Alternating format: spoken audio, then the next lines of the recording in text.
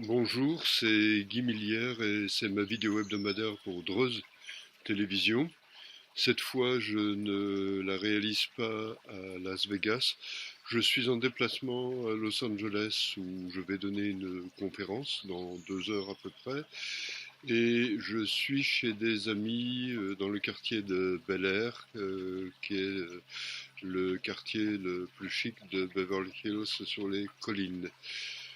Je vous parlerai aujourd'hui précisément de la Californie, où je suis en ce moment. Et je vous parlerai de la Californie parce que c'est un État dont l'évolution a été très symptomatique de l'évolution des États-Unis et de l'évolution du monde occidental ces dernières années, plus exactement ces dernières décennies. Les premières fois où je suis venu en Californie, ça ne date pas d'hier, c'était à l'époque de la fin du moment où Ronald Reagan était gouverneur de Californie. La Californie, à cette époque-là, était un État merveilleux sur tous les plans, un État de prospérité, un État de liberté et un État très nettement conservateur. Je dirais que la Californie est toujours un État prospère, puisque vous y avez toujours les grands studios de cinéma, puisque vous y avez une bonne partie de l'innovation informatique et de l'information et de l'innovation en matière d'innovation technologique des États-Unis. Mais malgré cela, c'est un État profondément sinistré, c'est un État très endetté, c'est un État qui est même dans une situation de banqueroute, c'est un État dans lequel vous avez une gauche qui est au pouvoir et qui est quasiment inamovible.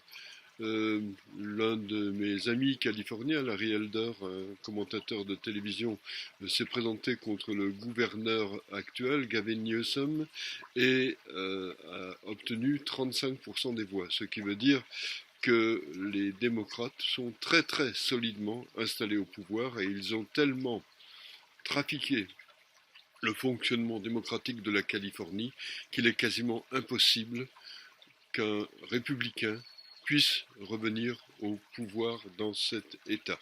Comment un État aussi riche que la Californie peut-il se retrouver dans une situation pareille?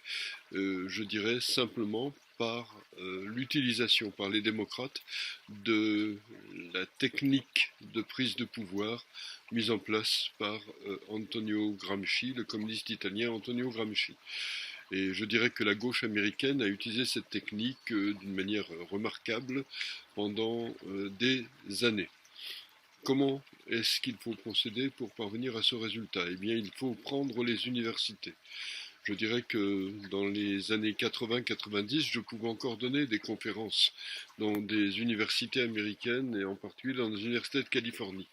Ce n'est plus le cas depuis très longtemps. Pourquoi? Parce que les gens de gauche se sont infiltrés et ils ont finalement pris tous les pouvoirs dans les universités de Californie. Vous n'avez plus une seule université en Californie qui ne soit une université de gauche ou d'extrême gauche, où la gauche et l'extrême gauche tiennent quasiment tous les pouvoirs. Et depuis les universités, vous pouvez organiser un processus de ruissellement.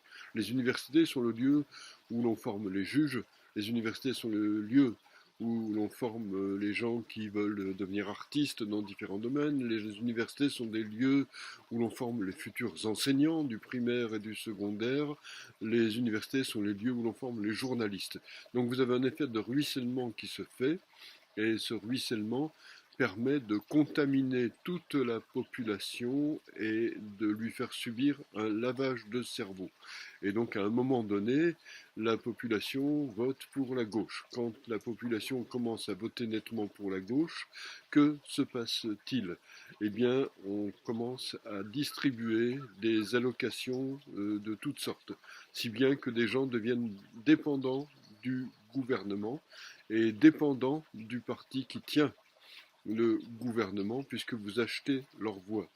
Et puis, comme cela ne suffit pas, vous organisez une immigration de masse, et c'est ce qui s'est passé en Californie. Là où je suis, tout le monde parle anglais, mais si je vais 100 miles un peu plus au nord, je me retrouverai dans des endroits où personne ne parle anglais, où quasiment tout le monde vit d'allocations gouvernementales et où tout le monde, ou presque, parle espagnol. Et je dirais que pour accentuer les choses, les démocrates en Californie ont fait de la Californie tout entière, désormais, avant c'était juste les grandes villes de Californie, ils ont fait de la Californie tout entière un sanctuary state, c'est-à-dire un État sanctuaire, un État où les immigrants illégalement présents dans le pays sont assurés de ne pas être arrêtés et s'ils sont arrêtés, de ne pas être expulsés du pays.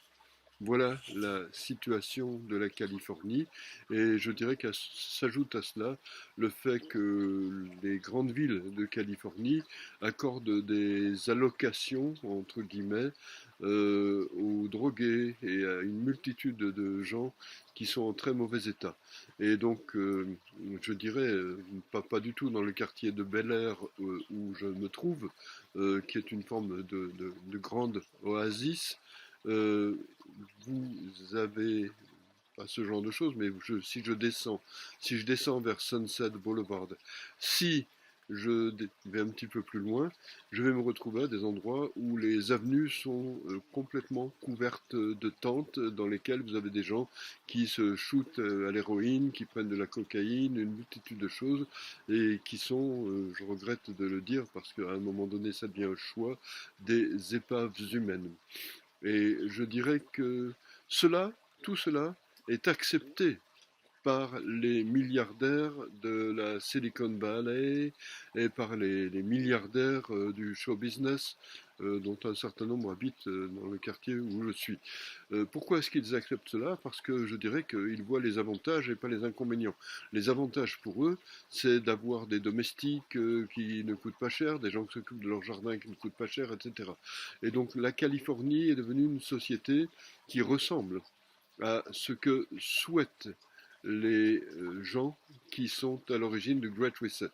C'est-à-dire que vous avez une forme de nomenclatura qui a tous les pouvoirs, qui vit très bien, qui vit dans l'opulence la plus complète, et dès que vous sortez des quartiers réservés à cette nomenclatura, comme le quartier dans lequel je me trouve, je n'ai pas d'amis dans la nomenclatura, mais d'ailleurs c'est très significatif, je suis chez un des plus grands climatologues américains qui enseignait entre autres à UCLA, qui est à 2 pas d'ici, et qui maintenant n'y enseigne plus et se trouve traité comme un pestiféré par ses collègues. Donc voilà, donc vous avez une nomenclatura idéocratique qui tient la Californie, et en dessous, vous avez eu la constitution d'une plèbe qui n'a pas de repères, qui n'a pas de connaissances, qui ne parle souvent pas anglais.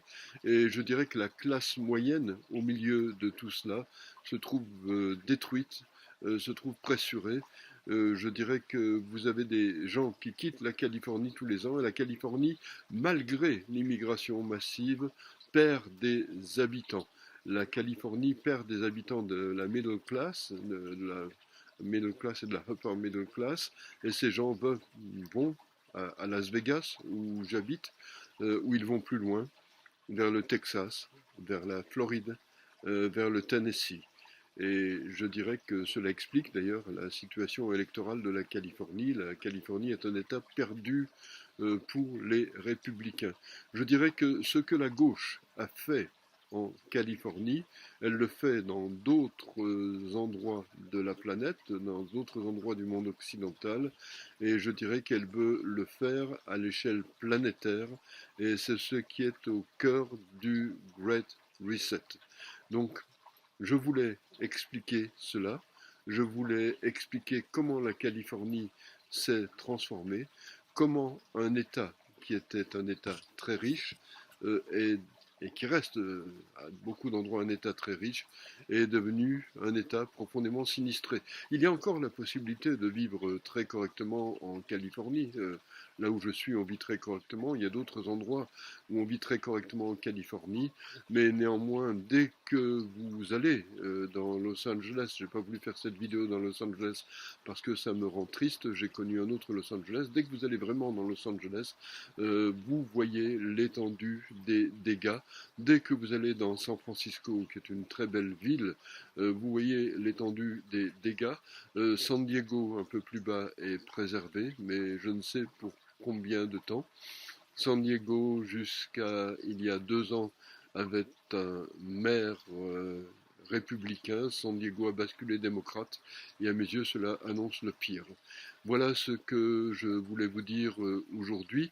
J'aurais pu vous parler de la situation en Ukraine. J'ai rédigé un article sur le sujet qui est paru sur Dreuze aujourd'hui, puisque j'enregistre cette vidéo samedi, et je reviendrai sur le sujet dans ma prochaine vidéo. En attendant, je vous souhaite la meilleure des semaines possibles, et je vous dis à très bientôt. Au revoir.